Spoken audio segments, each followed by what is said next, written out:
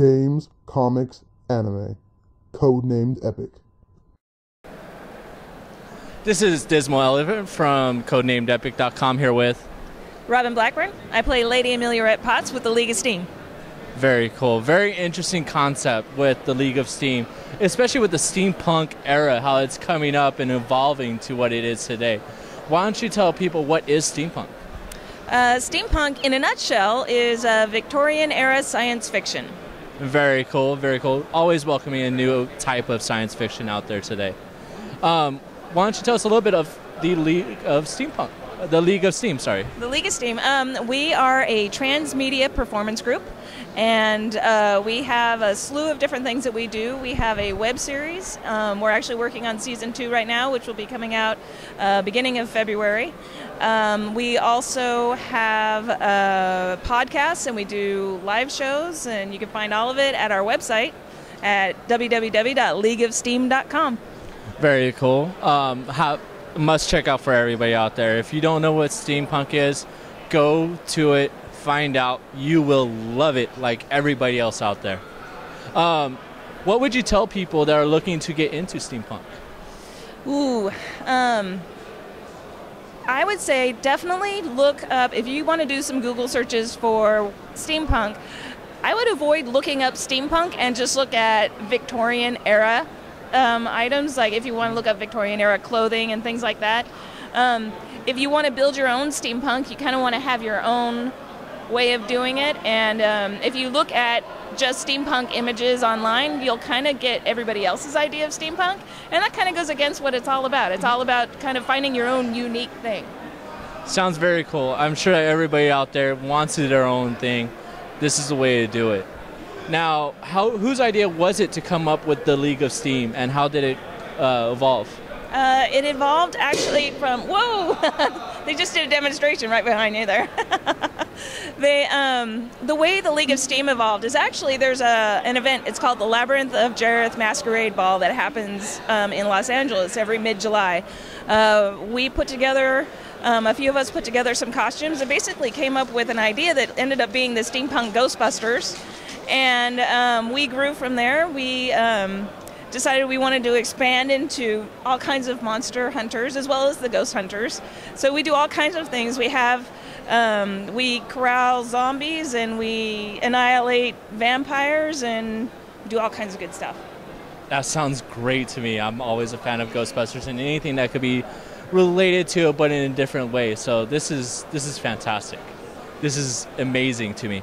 Now, I see different weapons and different props that's sitting around, and I hear God talking right now. So, what are some community sites that you would recommend for people that want to get involved into steampunk to visit and possibly socialize with? Oh, community sites. Wow. Actually, you know what? I am not the prime person for that, but the prime person is sitting right back here.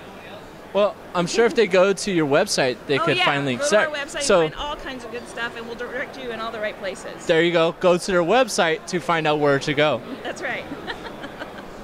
So, how long have you been in steampunk? I've been into steampunk now, I think we're working almost to 4 years. Very cool. Very early life that's starting, but it's definitely going to a big culture. It's becoming huge. There is steampunk other conventions. Can you tell them what are some other steampunk conventions around here that they could visit? Oh, around here?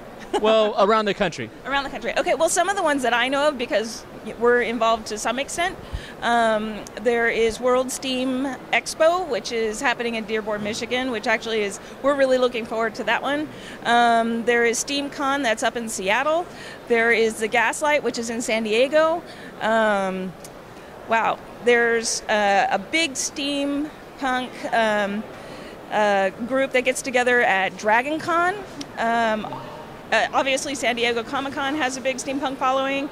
They're popping up everywhere. There was also, last year we were involved in the Wild Wild West Con, and that actually, sorry to say, is taking a hiatus this year, but it's coming back next year. Well, actually taking hiatus in 2012, coming back in 2013. Okay. That was actually really fun. It was out at the old Tucson studios in Arizona, so it was a perfect backdrop for the whole event. It was really fun.